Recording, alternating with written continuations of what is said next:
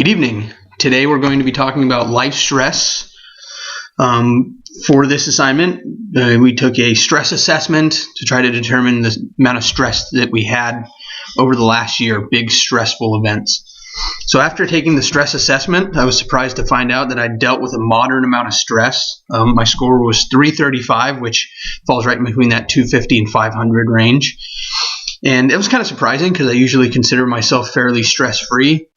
However, when I looked at the different events that were stressors for me, it was easy to see what those major stressors were.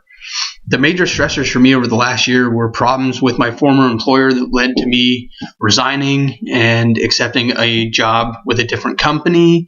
I also moved, which was a big stressful event, and had a financial change with increase in resources, which caused you to spend differently, and you spend moderate amounts of money and it changes things. So which dimensions of wellness are impacted by stress? Now, it may be easy to say, but I truly believe that all dimensions of wellness are impacted by stress. Stress, whether positive or negative, so eustress or de-stress, cause us to change our habits and cause our bodies to adapt. So negative stress may cause us to eat more, gain weight, be less active, and that's going to have a negative effect on our overall wellness in many different areas. Whereas positive stress, such as diet and exercise, can be beneficial and cause changes in our body as well. So if I was to describe and demonstrate a relaxation technique that I tried in this video journal, I was actually really surprised to find that one of the relaxation techniques in our text is one that I'm really familiar with, and it's the deep breathing. This is a relaxation technique that was taught to me, and I find it very helpful.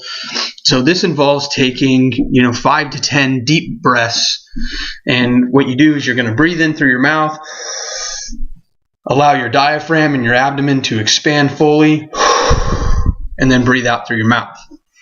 You do that 5 to 10 times. You'll begin to feel it because your body's going to get more oxygen. Your muscles in your abdomen are going to expand, and then you sit relaxed for 5 to 10 minutes, and it really does help to lower your overall stress level. So do I think that relaxation technique would be effective in reducing stress if practiced on a regular basis? Absolutely.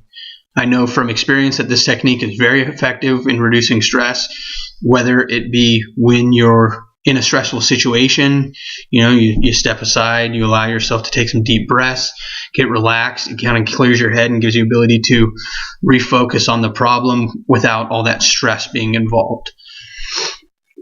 What are the major health risks and diseases associated with distress? Now, distress can lead to chronic problems such as fatigue, or chronic fatigue, irritability, depression, weight gain or loss, ulcers, poor self-esteem. The list of problems that comes from de-stress is really long.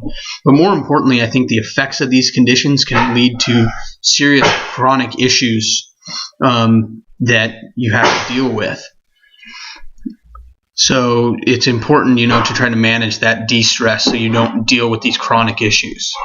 Now, what 2 strategies that can effectively deal with distress that I use on a weekly basis? The first is from the textbook. I try to use deep breathing techniques, and I try to use it frequently and more than on a weekly basis. The other is kind of unorthodox. I try to go on a weekly mountain bike ride where it's one ride where I don't focus on speed or distance. My only focus is to relax and enjoy the ride itself. And I kind of use it as a decompression, just get away from all that stress of the week. So that's one method that I use. All right. Thank you. Have a good night.